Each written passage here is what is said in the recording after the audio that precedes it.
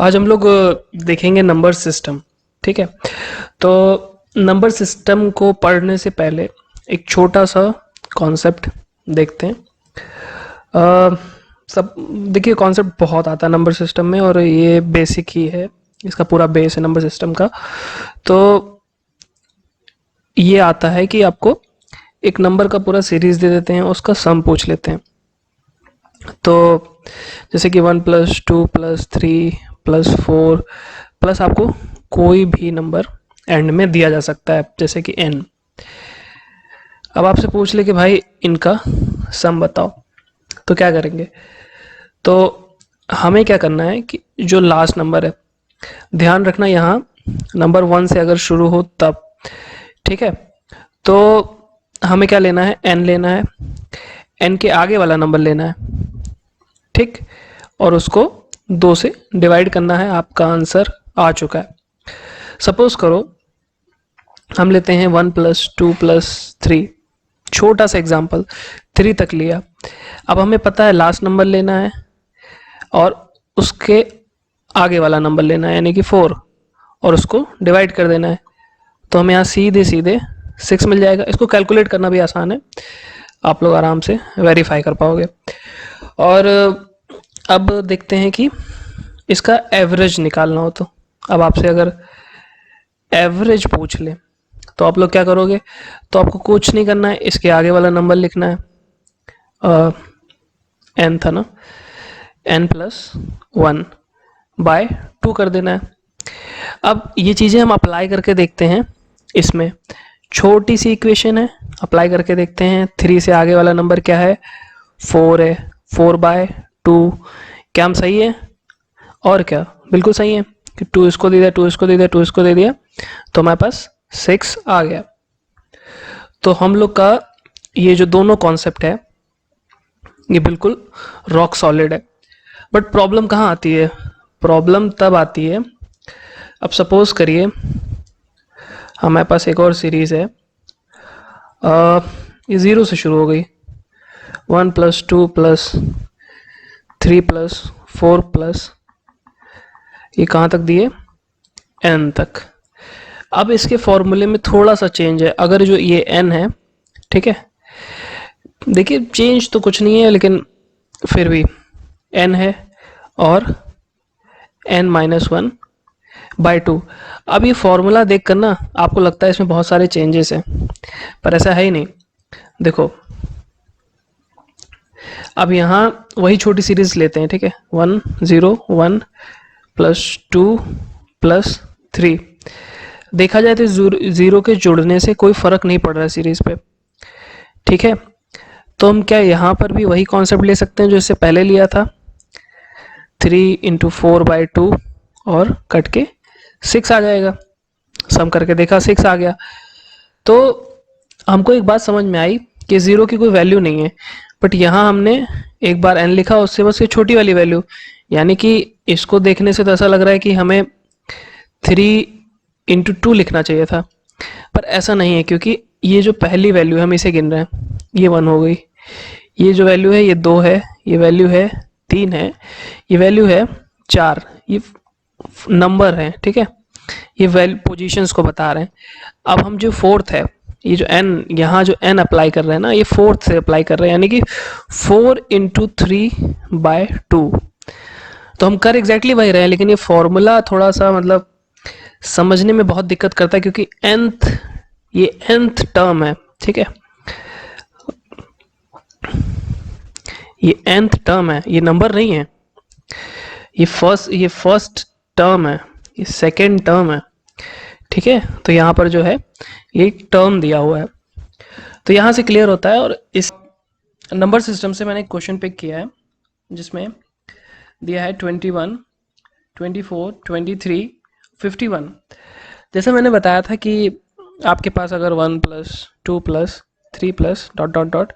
nth term, ठीक है, ध्यान देना ये nth टर्म है, नंबर नहीं है कि पता चले ये, मतलब यहाँ तो नंबर फिलहाल मैच हो रहा है, जो भी नंबर होगा वो n ही होगा, पर ऐसा हर सीरीज में नहीं होता। जैसे कि ये है, अब ये कौन सा टर्म है हमें नहीं पता, ये 51th टर्म नहीं है। अब ये तो पहला है, ये तो हम बता ही सकते हैं, ये दूसरा है, ये भी हम बता सकते हैं, और ये तीसरा है। अब बात ये आती है हमें सॉल्व कैसे करना है।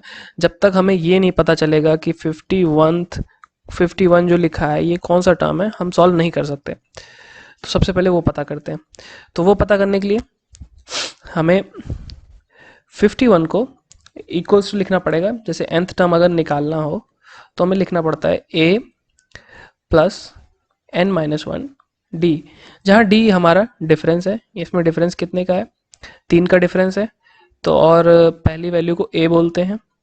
तो हमारे पास 21 प्लस n-1 3, ये है। यहाँ से अगर हम n की वैल्यू निकालते हैं तो वो हमारा इसका टर्म होगा। तो निकाल के देखते हैं। यहाँ से 21 ख़त्म हो गया, और n 3n -3 इधर जाएगा तो प्लस हो जाएगा, यानी कि 3n इक्वल्स टू 33 और n इक्वल्स टू 11। यानी ये जो 51 है ये 11th टर्म है। हमने 11th टर्म निकाल लिया। अब हमें क्या करना है कि हमें सम निकालना है। सम का जो फॉर्मूला होता है वो होता है, सम ऑफ सीरीज का फॉर्मूला होता है n/2 2a plus n-1 d, मिलता जुलता होता है।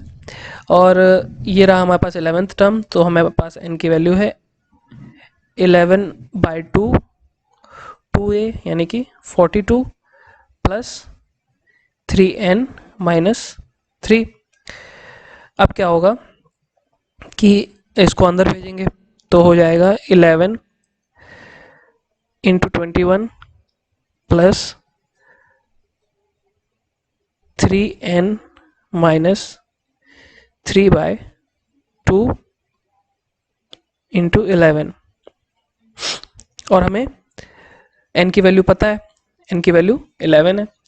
तो हम लोग क्या लिखेंगे कि पहले 3 को बाहर ले लेते हैं, बाहर 33 हो जाएगा, और यहाँ 11-1 यानी कि 10/2, इससे ये कैंसिल, 5 आया, और 5 को 33 से करेंगे तो 165 आएगा।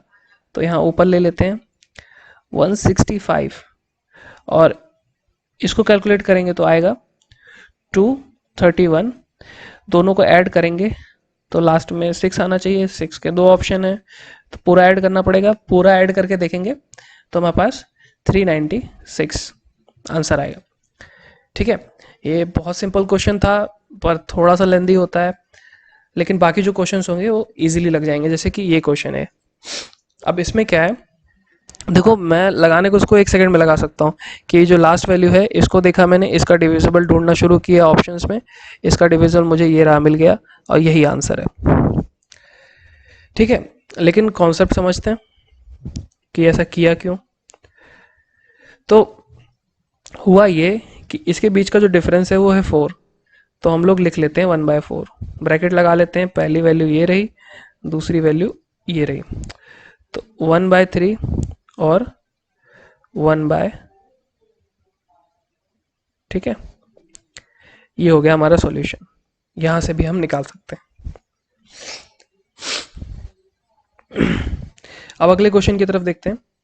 ये क्वेश्चन जबरदस्त है, तो इसको सॉल्व करने के लिए देखो, ये जो है ना, पहले इसको, अब देखो कितना कठिन है।